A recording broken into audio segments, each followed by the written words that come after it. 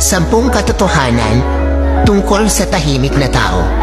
Una, ang tahimik na tao, madaldal talaga sila sa mga taong ka-close nila. Sila ay may 1 o 2 kaibigan lamang, yung totoong kaibigan. Pangatlo, mahiyain sila.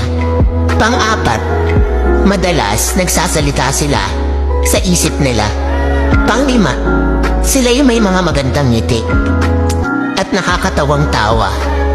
Pang-6, sila ay tapat sa kanilang karelasyon. Pang-7, sila ay mapagmatsyag sa lahat ng sitwasyon. Pang-8, tahimik sila pero iba kung magalit. Kaya wag na wag mong gagalitin.